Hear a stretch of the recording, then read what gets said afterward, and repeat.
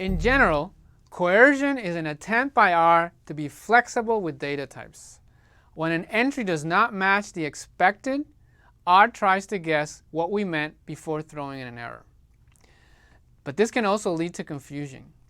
Failing to understand coercion can drive programmers crazy when attempting to code in R, since it behaves quite differently from most other languages. Let's learn about it with some simple examples.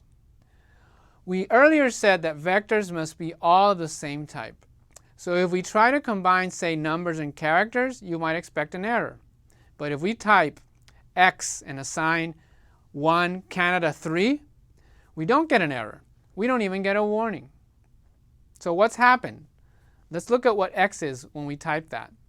It says quotes 1, quotes Canada, quotes 3 has converted the 1 and the 3 to character strings.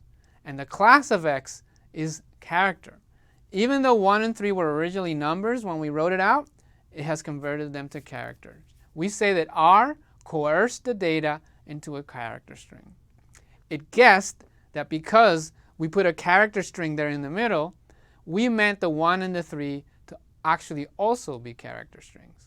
R also offers functions to force a specific coercion.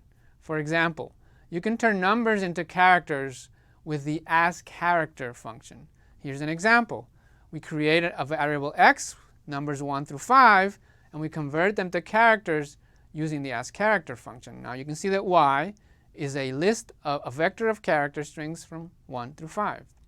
We can turn them back using the as.numeric function, which converts characters or other data types into numeric variables. This function is actually quite useful in practice because many data sets, many public data sets that include numbers, include them in a form that makes them appear to be character strings.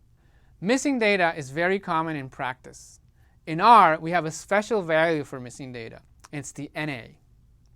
We can get NAs from coercion.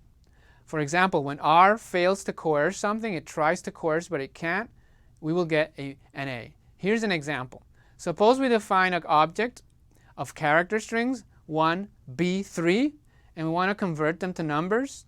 R will be able to convert the 1 and the 3 to the numeric values 1, 3, but it won't know what to do with B.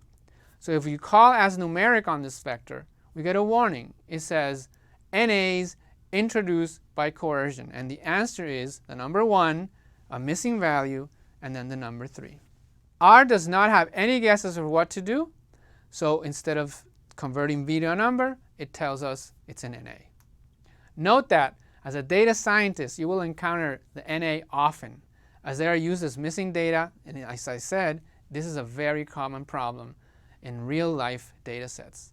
So be sure to know what NA means and be ready to see a lot of them.